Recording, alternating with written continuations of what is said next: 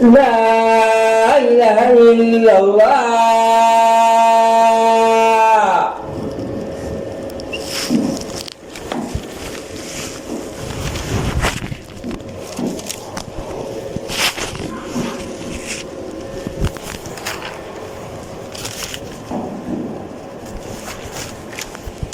إن الحمد لله نحمده ونستعينه ونستغفره ونعوذ بالله من شرور أنفسنا وسيئات أعمالنا.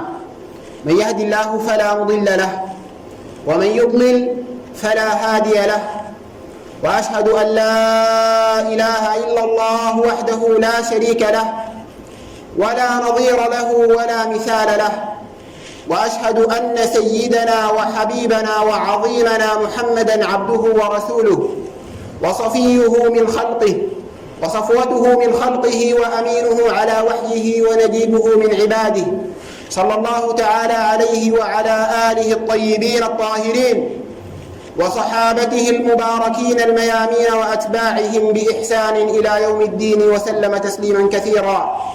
عباد الله، أوصيكم ونفسي الخاطئة بتقوى الله العظيم ولزوم طاعته، كما أحذركم وأحذر نفسي من عصيانه سبحانه ومخالفة أمره، بقوله جل من قائل: من عمل صالحا فلنفسه ومن أساء فعليها وما ربك بظلام للعبيد.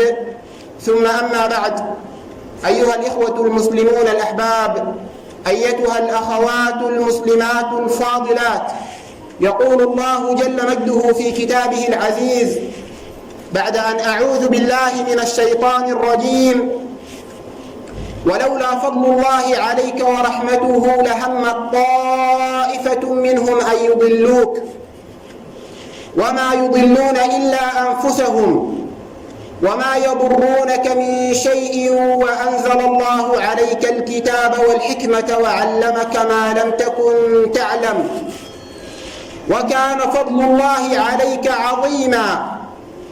لا خير في كثير من نجواهم إلا من أمر بصدقة أو معروف أو إصلاح بين الناس، ومن يفعل ذلك ابتغاء مرضات الله فسوف نؤتيه أجرا عظيما. ومن يشاقق الرسول من بعد ما تبين له الهدى ويتبع غير سبيل المؤمنين نوله ما تولى ونصله جهنم وساءت مصيرا. إن الله لا يغفر أن يشرك به ويغفر ما دون ذلك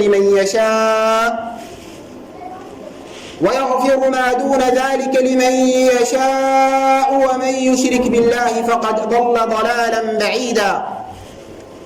إن يدعون من دونه إلا إناثا وإن يدعون إلا شيطانا مريدا، لعنه الله، وقال: لأتخذن من عبادك نصيبا مفروضا. صدق الله العظيم وبلغ رسوله الكريم ونحن على ذلك من الشاهدين. اللهم اجعلنا من شهداء الحق يا رب العالمين. أيها الإخوة الأحباب، أيتها الأخوات الفاضلات، جرى على ألسنة العلماء والفضلاء التعبير عن محاسن الآداب وفضائلها بالزينة والتزين، حيث يقولون: ما تزين امرؤ بشيء أفضل من خلق حسن. ما تزين امرؤ بشيء أفضل من خلق حسن. ولعلهم يشرعون بتعداد بعض مصادق وآحاد هذا الخلق الحسن، ولعل هذا التعبير لدى العامة فيه تقصير باد جلي، لعله فيه تقصير باد جلي. فليس شأن الخلق أيها الإخوة أن يبلغ به بأن يكون زينة، إنه أثقل في الموازين من أن يكون مجرد زينة. إنه جوهر الواحد منا، فالواحد منا في نهاية المطاف إلا مجموعة خلائطه ومسالكه. ما المرء منا إلا مجموعة خلائقه ومسالكه، لا يمكن أن يختزل المرء في اسمه أو شكله الظاهر. كلا، ليس بهذا يكون التفاوت، إنما يكون التفاوت بالخلائق والمسالك الحميدة. أيها الإخوة والأخوات، هذه المسالك والخلائق الرفيعة والشريفة هي التي تشكل حقيقة الإنسان وجوهره، وهي التي يقدم بها الإنسان على ربه سبحانه وتعالى، إلا من أتى الله بقلب سليم، وهي التي يعني يكرم بها الإنسان ويجازى بها، إن كان خيرا فخيرا، وإن كان شرا فشرا. وديننا الحنيف ولله الحمد والمنة بلغ في الإرشاد في هذه المسالك الحسنة والخلائق الطيبة ما لم يبلغه دين أو فكر أو شرع سواه، لا قبله ولا بعده على الإطلاق. ومن ذلكم قوله تعالى: لا خير في كثير من نجواهم إلا من أمر بصدقة أو معروف أو إصلاح بين الناس. وفي هذا يقول المصطفى عليه الصلاة والسلام مما روي عنه: كل كلام المرء عليه، كل كلام المرء عليه. الحديث الجليل من رواية أم حبيبة رضي الله عنها: كل كلام المرء عليه إلا الأمر بالمعروف والنهي عن المنكر وذكر الله سبحانه وتعالى. وبالطبع أيها الإخوة يدخل في الذكر كل ما دل على الله عز وجل. فمجالس العلم بإجماع الأمة هي ذكر من ذكر الله عز وجل. ولما ذكر هذا الحديث، حديث أم حبيبة رضي الله عنها وهي التي روته، لما ذكر هذا الحديث في قوم كان فيهم الإمام سفيان الثوري رضي الله عنه، تعجبوا، فقال الإمام الثوري قدس الله سره: وأتعجبون من هذا الحديث؟ كيف تعجبون؟ ألم يقل الله عز وجل الآية: لا خير في كثير من نجواهم إلا من أمر بصدقة أو معروف أو إصلاح بين الناس. وفي هذا يؤخذ أن حديث رسول الله صلى الله عليه وسلم مبين بهذه الآية.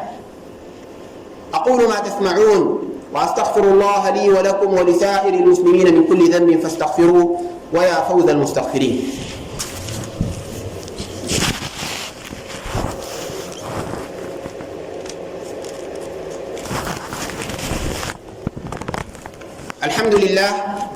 الحمد لله الذي يقبل التوبة عن عباده ويعفو عن السيئات ويعلم ما تفعلون، ويستجيب الذين آمنوا وعملوا الصالحات ويزيدهم من فضله، والكافرون لهم عذاب شديد. وأشهد أن لا إله إلا الله وحده لا شريك له، وأشهد أن سيدنا وحبيبنا محمدا عبده ورسوله صلى الله تعالى عليه وآله أجمعين.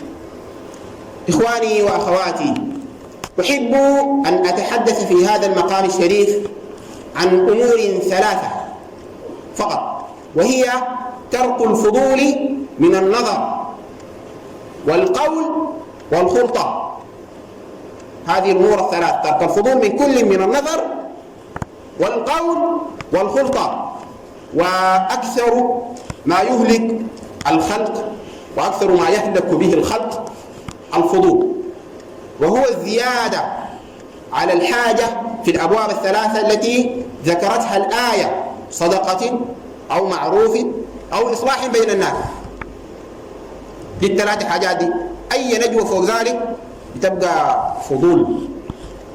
أولها بلا شك فضول القول، إرسال اللسان رسلا يهوي في كل واد ما يحل وما يحرم بدون أن يبالي.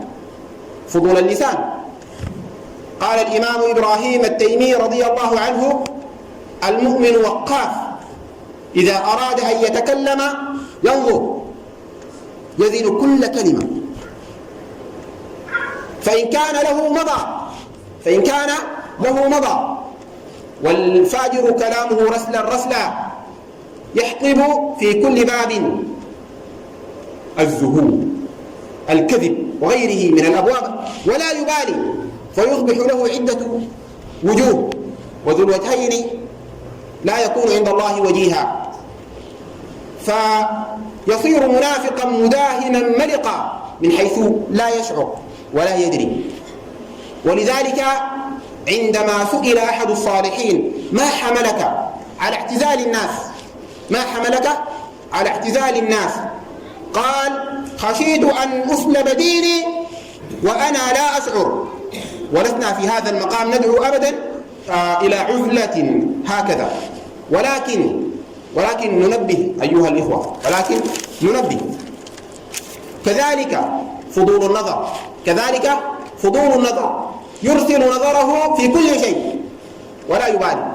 وكذلك أيضا فضول الخلطة، يرغب في مخالطة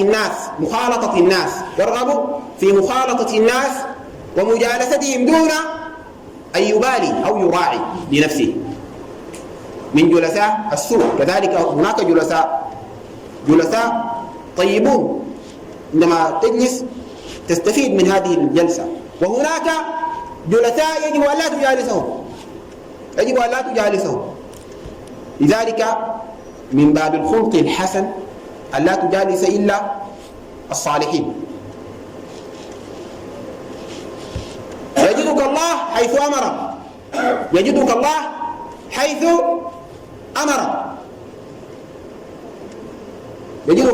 أمرك فقط، ويفتقدك أو لا يجدك حيث نهاك. اللهم ارزقنا السداد والصلاح واهدنا إلى أحسن الأخلاق، فإنه لا يهدي إلى أحسنها إلا أنت، ووقنا سيئ الأخلاق، فإنه لا يوقي سيئها إلا أنت. اللهم صل على سيدنا محمد في الأولين، وصل على سيدنا محمد في الآخرين، وصل على سيدنا محمد في الملأ الأعلى إلى يوم الدين. اللهم ارزقنا في هذه الدنيا محبته، وفي الآخرة شفاعته، واسقنا اللهم بيده الشريفة شربة هنيئة مريئة لا نظمع بعدها أبدا يا رب العالمين. اللهم إنا نسألك موجبات رحمتك وعزائم مغفرتك والغنيمة من كل بر والسلامة من كل إثم والفوز بالجنة والنجاة من النار ومرافقة نبيك صلى الله عليه وسلم في أعالي الجنان. اللهم إنا نسألك العلا من الجنة، اللهم ارزقنا جميعا الفردوس الأعلى من الجنة يا رب العالمين. اللهم يا رب العالمين أصلح ولاة أمورنا وولاة أمور المسلمين يا رب العالمين. من أراد بالبلاد وبلاد المسلمين جميعا خيرا فأجر الخير على يديه، ومن أراد بها سوءا فاجعل الدائرة عليه يا رب العالمين. اللهم يا رب العالمين قواتنا المسلحة والمجاهدون في الثغور في كل مكان يا رب العالمين، يجاهدون لإعلاء كلمتك ولنصرة المستضعفين ولرد المظلوم إلى المظلومين. اللهم يا رب العالمين انصرهم، اللهم ثبت أقدامهم وانصرهم على القوم الظالمين يا رب العالمين. وصل اللهم على سيدنا محمد وآله وصحبه أجمعين. عباد الله، إن الله يأمر بالعدل والإحسان وإيتاء ذي القربى وينهى عن الفحشاء والمنكر والبغي يعظكم لعلكم تذكرون. فاذكروا الله العظيم الجليل يذكركم، واشكروه على جزيل نعمه يزدكم، ولذكر الله أكبر، والله يعلم ما تصنعون. وقوموا إلى صلاتكم وساووا بين صفوفكم، إن تسوية الصفوف من تمام الصلاة.